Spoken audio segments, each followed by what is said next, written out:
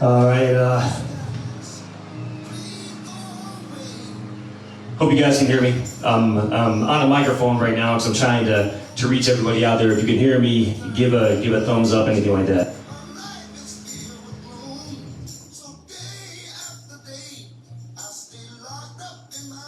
All right, we spent many nights on the stage. Great times, family, friends, everything.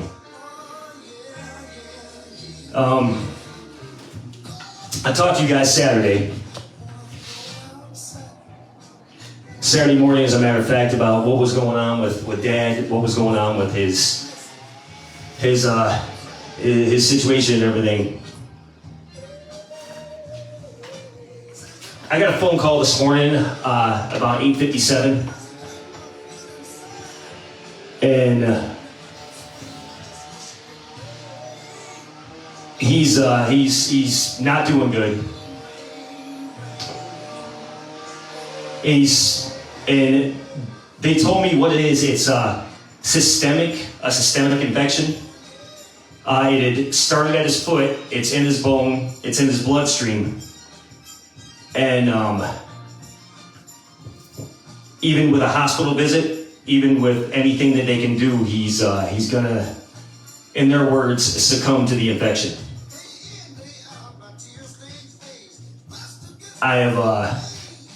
I talked to them, I called them back, I spoke to every doctor I could, I talked to any person I could up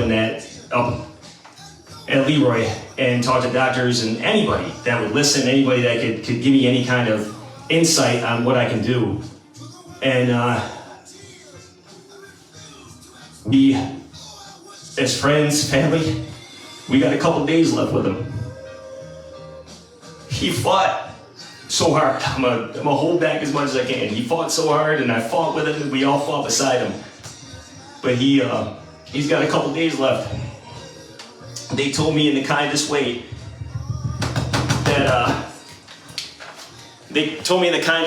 that death is imminent for my father. He's not gonna make it through this. He's gonna succumb to this infection. I asked him to get him a private room.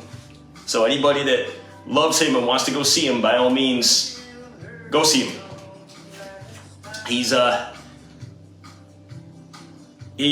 honestly and truthfully not gonna make it. It's, like I said, it's a systemic infection, which is turning into sepsis. And they told me, like, look, your dad's tired. His body can't even take a surgery. He's not even a candidate for surgery. He can't do that. So I'm with a heavy heart and a crushed heart and whatever's left in my body. We got a couple days left with him. They told me we gotta. And I'm going live because I want to tell you guys, those that love him, those that care about him, we got a couple days left with him. And that's why I'm sitting in front of the stage right now, sitting in front of a place that he loved.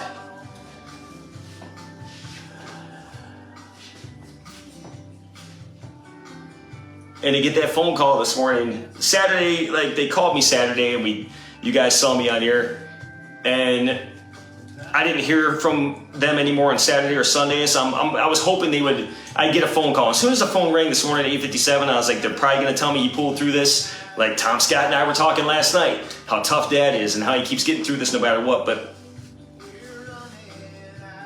he's not gonna make it. And for them to tell me he's not gonna make it,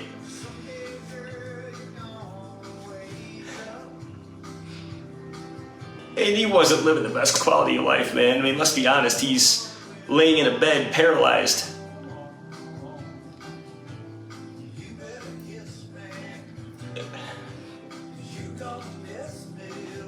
And I called Randy this morning, and I called Janice, and I called my cousin Terry.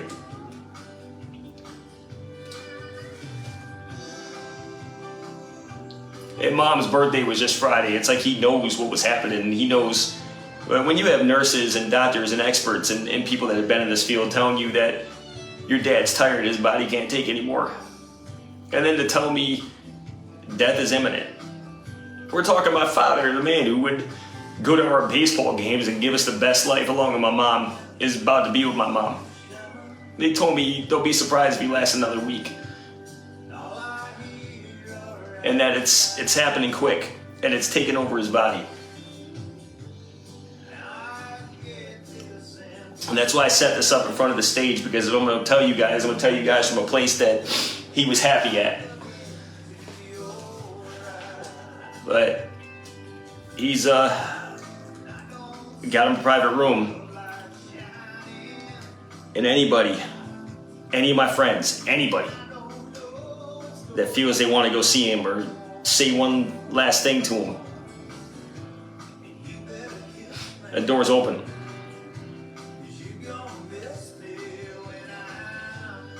I honestly can't believe I'm telling you guys this right now. All my friends, all my family, and people that love my father and love our family. He fought hard, but it wasn't the best quality of life, and every nurse up there, this woman, Sue, that I talked to, she's like, I worked in hospice before, I worked in all these different places and all these different fields, and your father is just, he's getting worse every week, and it's not right. It's not fair to keep putting him through this, and even if I save him, what's he going back to? Nothing.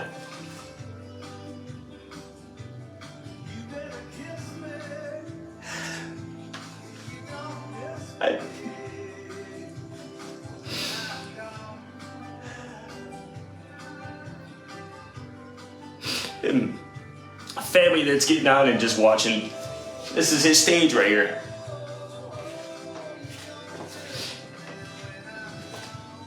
That guitar hasn't been picked up since.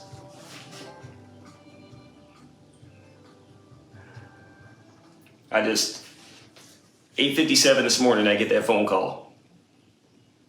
And we're joking about it last night that, like I said, my buddy Tom was just saying, your dad's one of the toughest dudes ever.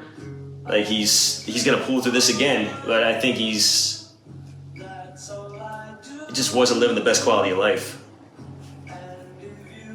And I get to go up there and I get to be with him, and I can't believe I'm saying these are his final days. Damn it.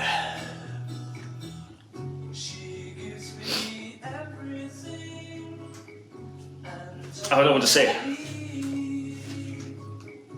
I just wanted to let family and friends know that this is it. Like, there is no coming back from this. There is no updates after this. It's saying our goodbyes.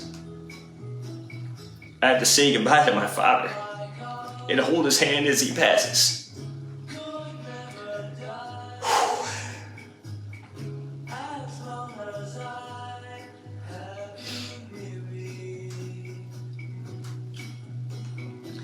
A father who made sure we had the best childhood, and we took trips together, and we had the best time and saw family all the time, and family was big with my parents.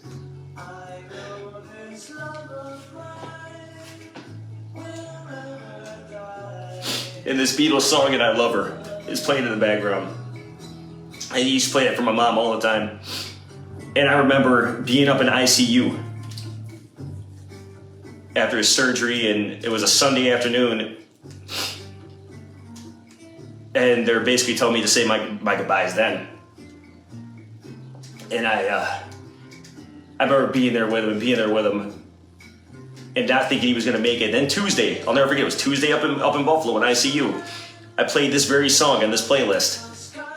And he was laying there, no matter what he was going through, his left arm working perfectly, lifts it up and just holds my hand. And I knew everything was gonna be right after that. And I remember running and telling the nurse and being excited to tell her, even in all this freaking mask gear and hospital get up due to COVID. And she's like, that's your dad in there, and he's communicating with you. But now, there's no chance of him.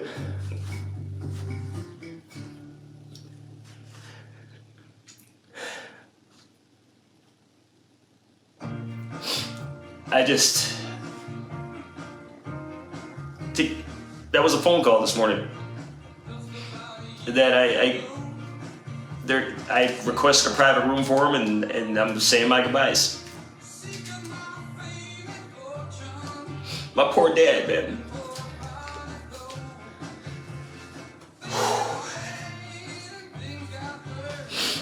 And everybody that's out here that's watching that maybe had a chance to sing with him once or twice, man, he loved doing that with you guys.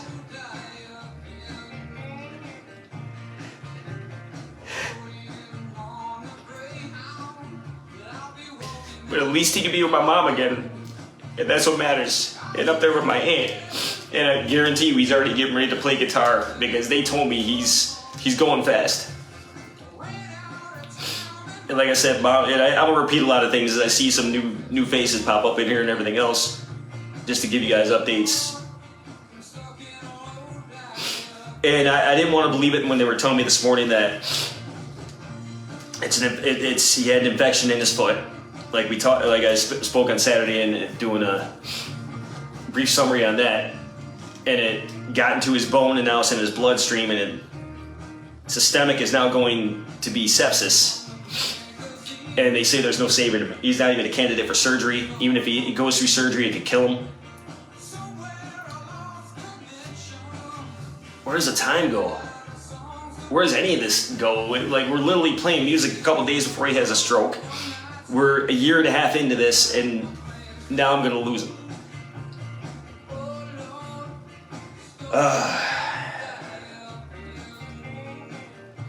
And Ron's having a tough time handling this, so I'm gonna be the one holding his hand when he goes.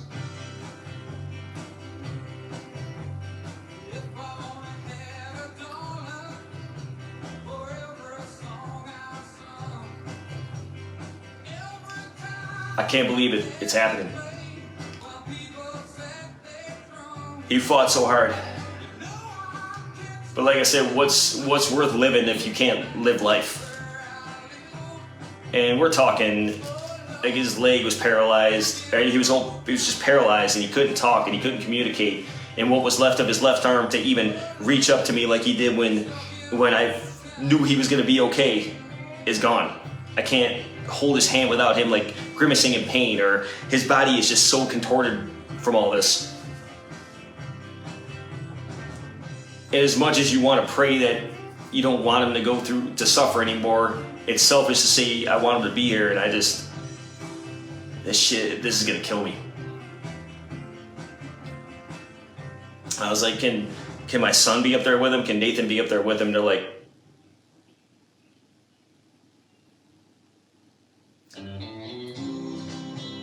that's the whole sad part about it, is the last time we were there and we took a video, that was when Nathan saw his grandpa. And I got a couple days left with him. She's like, I'll be honest, she goes, it won't even be a week. Because they're upping his morphine.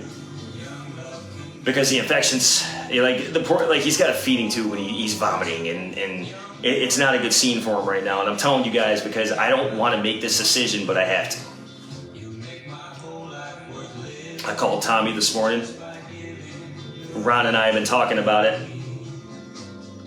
And that's it. This is it. And my brothers, I'm hoping he hangs on long enough to try to get all my brothers together, but I mean, we live in different areas. It's kind of hard to get us all together, and I don't know if Ron can go through it. And I don't expect anybody to go through it, but if you do want to see him, he's got a couple days, they're telling me.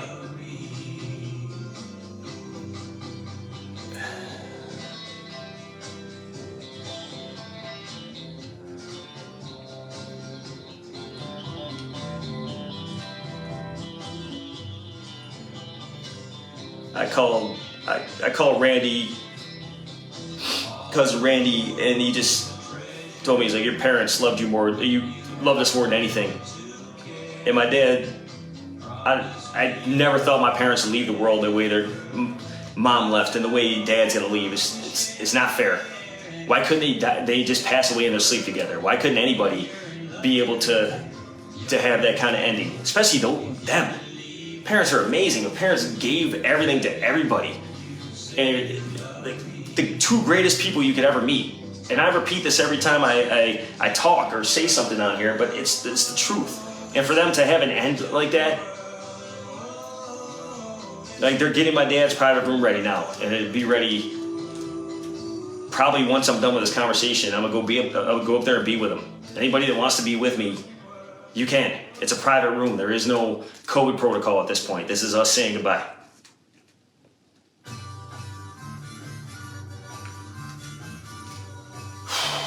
I don't want to say goodbye. I shouldn't have to say goodbye.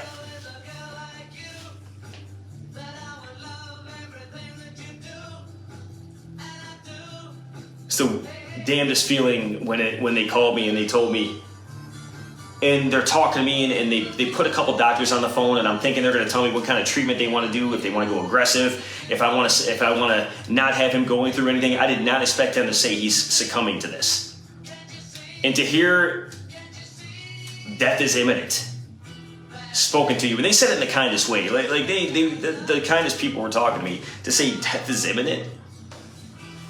I can't.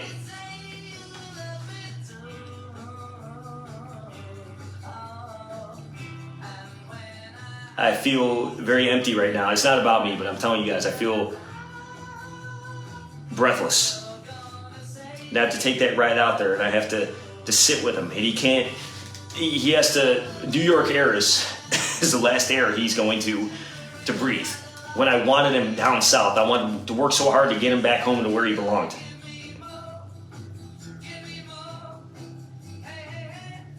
And now, instead of talking about moving him or trying to get him somewhere, my brother and I are actually talking about where we're going to put his ashes. My father, the man, my singing partner, my best friend.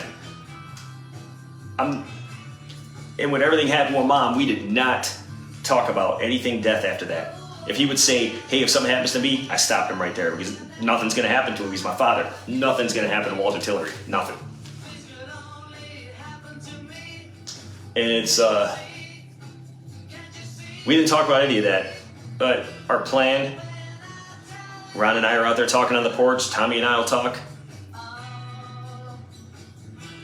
is that his ashes will sprinkle with my grandmother, my aunt, my grandfather, definitely Nag's Head, Cape Hatteras. My parents got nothing in New York. They got us. And I am just sad to say, with a broken heart, that I had to go say my goodbyes to my father.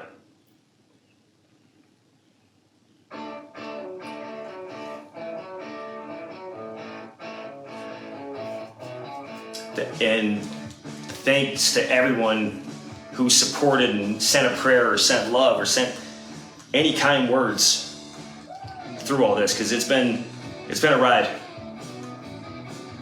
It's been a roller coaster. It's been a whole damn amusement park just dropped right on top of my family.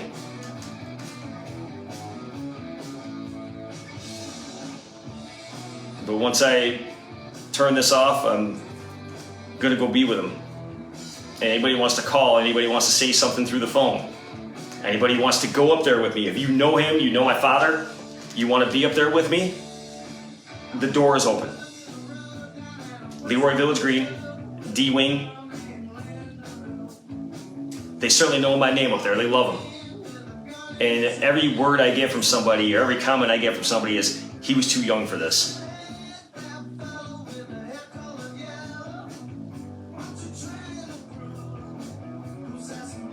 I don't want to say my dad lived his best life after my mom died, but he lived life his way. And we had music around him all the time, and we had love around him, and man, did he ever love his grandkids. My son, it's his shadow.